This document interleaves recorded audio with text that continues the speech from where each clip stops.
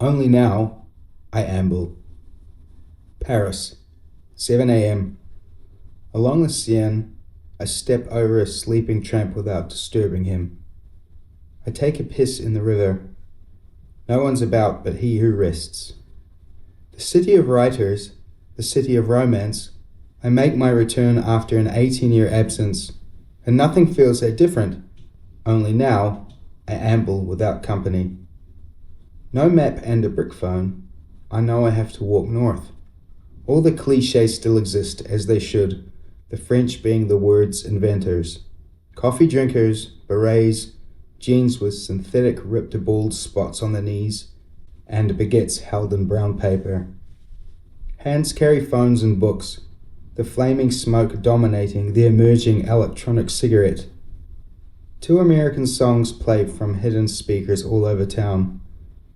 Quincy Jones's Soul Bossa Nova and Joe Dassin's Les Champs-Élysées. I'm dressed in my winter ski jacket, having returned from hiking in the Alps. A teenager calls to me, Les montagnes, c'est pas là. C'est vrai. Lacking decent French, my response to the mountains are that way is limited to it is true. I stroll via Luxembourg Gardens, Notre Dame Cathedral, and the Louvre before spending time in Le Marais. Baroque, classical, Gothic, the architectural styles awe me with their elegance. As I walk on, I find myself in La Chapelle, 4 kilometers north. The tailored suits and black clothes in the center are replaced by colorful saris worn by Sri Lankans and South Indian Tamils. The smells of turmeric and sour fish curries entice my nostrils. There are people all over, filing out of shops and restaurants. I get stares of curiosity. Next, I end up in Porte de la Chapelle, which is even more crowded. Hundreds of people tumble across the street, roll off buses, lurk from alleyways, and pop up from stairwells. It's noisy. I stand out with my beige skin and ski jacket. Some of the pedestrians have spent their whole lives in France. Others have migrated from one of her overseas territories and former colonies. There are refugees from Chad, Mali, and South Sudan, hundreds of them living in tents underneath the nearby flyover. Eyes focus on me, yet I'm never in danger. A large group of school children passes by. The mass activity overwhelms. Outside Porte de la Chapelle station, a drug dealer yells, "Police, police!" and a crowd of men disperses. 3 soldiers in fluorescent uniforms stand on the station roof, holding M16s. One looks over knowing there's nothing he can do and remains at his post. I return to La Chapelle and cross over the tracks near Gare du Nord station, past the busy Bar Bourgeois to other station where my friend Louise waits.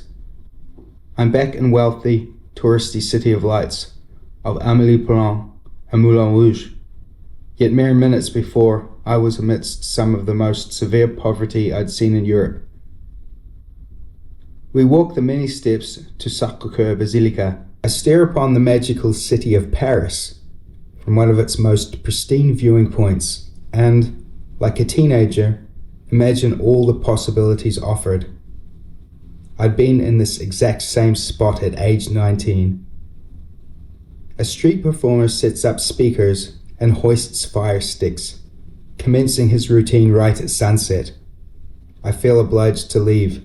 In the 5th arrondissement, across the Seine from Notre Dame Cathedral, stands Shakespeare and Company. The famous English bookstore in its 100th year draws in many tourists, too many for my liking. I need space to enjoy a second-hand bookstore. Oh my God, they have The Handmaid's Tale. Have you seen it on Hulu? Do they have Agatha Christie? People bump me and clear their noses. Dozens of mass-produced devices are held high, recording untouched shelves and their contents. The scent of vanilla, grass, ink, and adhesive is smothered by wafts of various colognes, perfumes, and the underlying hint of sweat. I need air and leave the shop.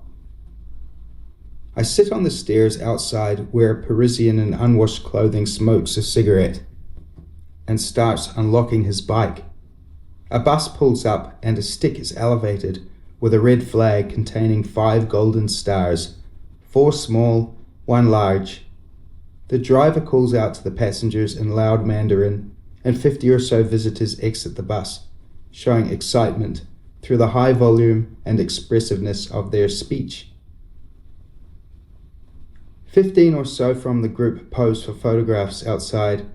The others barge into Shakespeare and Company. A number of faces that were pale inside exit the building, now slightly red in complexion. "They don't even speak English," a middle-aged woman in an old navy jacket says to her group of friends. The Parisian unlocking his bike catches me smiling and gives a wink before riding off. A month after leaving Paris, Notre Dame Cathedral caught on fire. The French were upset and at times mocked for their distress. "It's only material. No one died. What tragedy." Notre Dame is the most stunning basilica I've ever seen. Locals' grief is understandable. The French government aims to restore the cathedral by the 2024 Olympics. However, citizens have doubts.